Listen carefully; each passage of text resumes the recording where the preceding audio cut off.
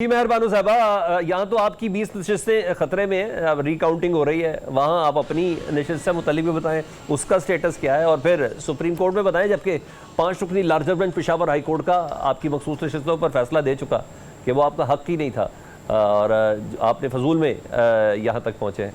क्या कहेंगी आप?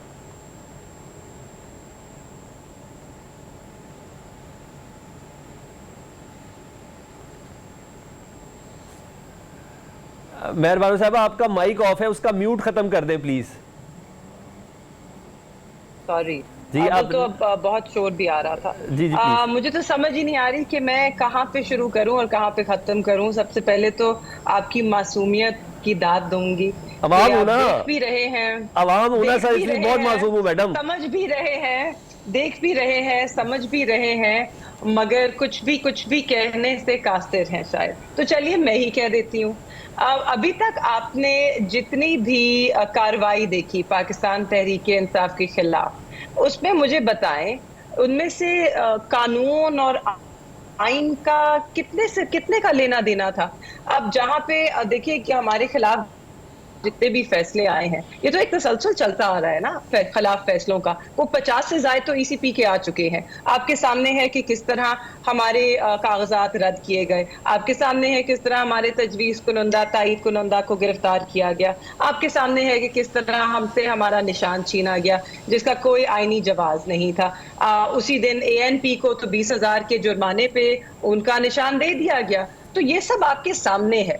तो इतने हमें मासूम नहीं होना चाहिए है और कहना चाहिए कि ये तो जी बस कानून है और कानून की खिलाफ वर्जी काजी है फाइज और साहब को हमारी क्यों इसमें नहीं गलतियां कन्विंस हैं। नहीं करती नहीं, ना लेट मी आप? Finish. I am not done Salman साहब। अभी तो मैंने इतना सुना है, अब मुझे भी सुने अच्छा ठीक थोड़ा। है, अच्छा ठीक है। उसके बाद आप ये भी देखिए कि हमारे जमात के ना सिर्फ हमारे चेयरमैन बानी चेयरमैन खान साहब, ना हमारे वाइस चेयरमैन शामिद कुरैशी साहब, हमारे प्रेसिडेंट परवेज इलाही साहब, हमारे डॉक्टर यास्मीन राशिद साहब, वैसे अगर मैं सबके नाम लेना शुरू करूं तो यहाँ पे पूरा दिन गुजर जाएगा। इतने हमारे लोग जो है अभी तक जेलों में हैं, ना हक उनकी इस वक्त वो पाबंदी सलासल है। तो मुझे बताइए किस कानून के तहत क्या गलती हुई? आपने देखा किस तरह कार्रवाइयां चली, आपने देखा किस तरह तोशाखाना हो गया, साइफर केस हो गया, ये सारे केसेस किस तरह चले। कौन सा कानून, कौन सा आइन यहाँ पर फॉलो किया गया है?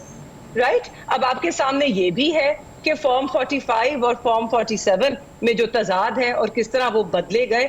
तो देखिए, अगर सिर्फ सब चुप बैठे हैं और अगर बाकी लोग इस पे गुफ्तगू नहीं कर रहे, तो बात ये नहीं है कि ये सब सही है। ये भी सब जानते हैं, जो जीते हैं वो भी जानते हैं। यहाँ पे हाशमी साहब बैठे हैं, रमेश कुमार साहब बैठे हैं, इनको जरा ऑफ कैमरा लें और जरा इनसे पूछें कि ये सही हुआ या गलत हुआ, या ये सब ठीक है, या ये कौन जीत के आया कौन नहीं जीत के आया, ये आपको सब सच सच बताएंगे। अच्छा, मैंने इससे पहले कि निहाल साहब के पास जाऊं, कहने की मुझे इजाजत नहीं है।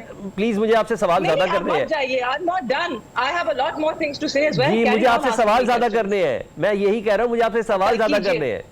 मैं आपसे ये कह रहा हूं कि किसी आपने अवाम को भी कन्विंस कर लिया, पब्लिक को भी बता दिया, समझ में आ गया, उन्होंने वोट दे के आगे चले गए, ठीक है। अब आपको किसी न किसी प्लेटफॉर्म पे ना अपनी बात को साबित करना है।